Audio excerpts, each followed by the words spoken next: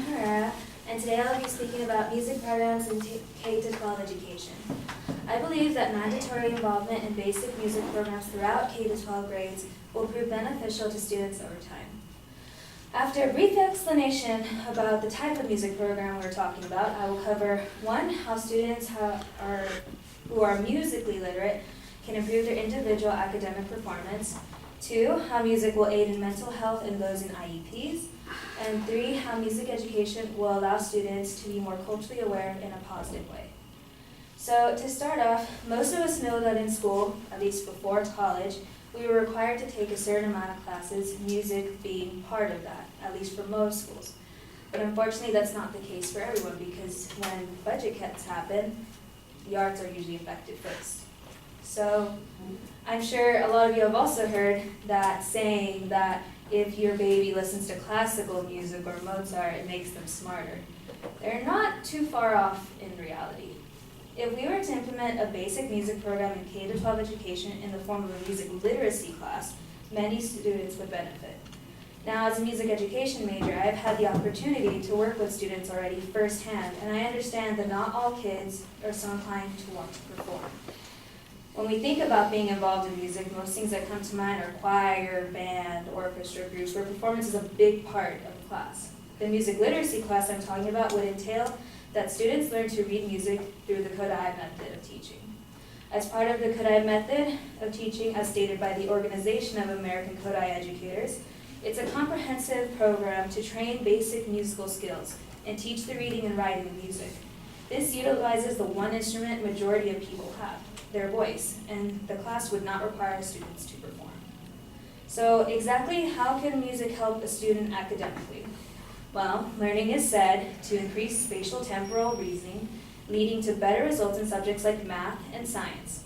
And students with musical background score an average of 44 points higher on their math SAT, according to the National Association for Music Education. As college students, we all know and understand how much our SAT mattered when we were applying to colleges in the first place. But it goes beyond the SAT because it helps in areas of STEM, so engineering people. Music actually shares also characteristics with math.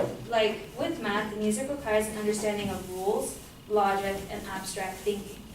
This shared way of thinking was put in research conducted by San Francisco State University, where they used music notation to teach fractions to 3rd graders. Other than STEM, music education improves test-taking skills and memorization because studies have shown that pairing music with rhythm and pitch improves learning and recalling.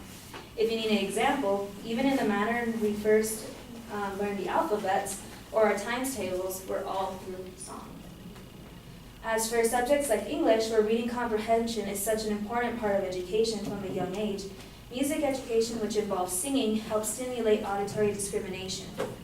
So according to Judy Baker, who is a music educator and a mother of a 13-year-old who has Down syndrome, auditory discrimination is important for all children and vital for children with learning difficulties, which brings me to my next point, how music aids in mental health and special needs programs, also known as IEPs.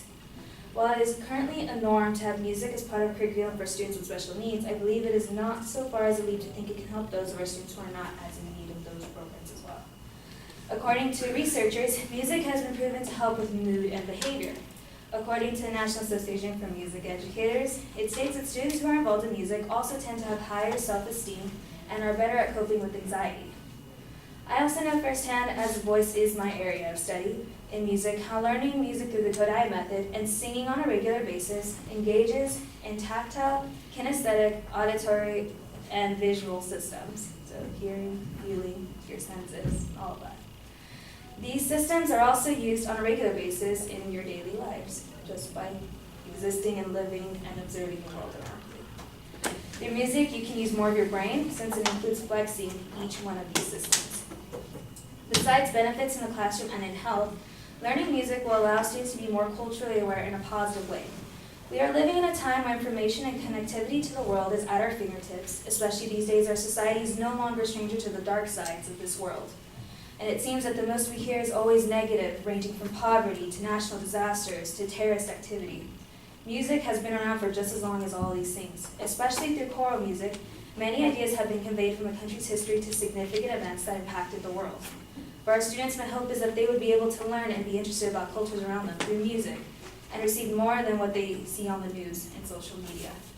That they may be able to learn about a more beautiful history of different cultures. Also, since it's mostly uses singing, so for example, singing as its main teaching tool, it goes hand in hand with being taught the International Phonetic Alphabet. So it's a system for transcribing the sounds of speech, which is applicable to all languages. So for example, a word spelled Q-U-E, pronounced in Spanish is que, but in French it's que. So it would help like if you're traveling to other places when you're older, because you'll be able to communicate much more relatively easily with other people in these countries. So in conclusion, music seems to be quite helpful and necessary to all areas of growth for our students. To reiterate my main claim, mandatory involvement in basic music programs throughout K-12 grades will prove beneficial to students over time because it can improve their academic success, it can aid in student mental health and IEPs, and it can create a safe and positive way for students to further explore the world around them. Thank you.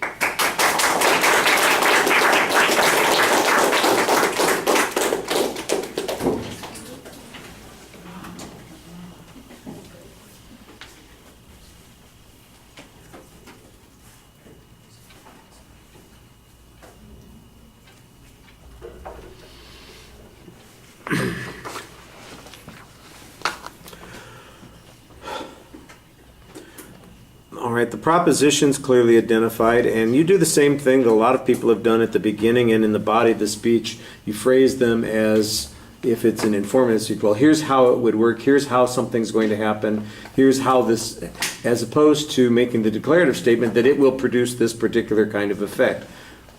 You fix that at the end, because all of your exit lines are the declarative statements. So I see where the argument is. I understand the points that you're making. I just think your phrasing should be better in the body of the speech. I'm not sure that there's a lot of controversy on a couple of the things. The idea that music education is beneficial, that doesn't sound like it's something that people are going to say, well, it's bad or it's harmful.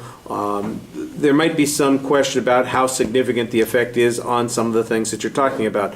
The most quantifiable thing that you have is the math scores that you have at the beginning, where you're talking about the SAT exam and how it might improve people's ability to learn some of these other concepts. That's about as close as you come to quantifying anything. Everything else is pretty speculative, including the stuff that you have on benefits to special needs kids, or that they're going to be helpful when we're learning how to say words, or linguistic issues that are going on there.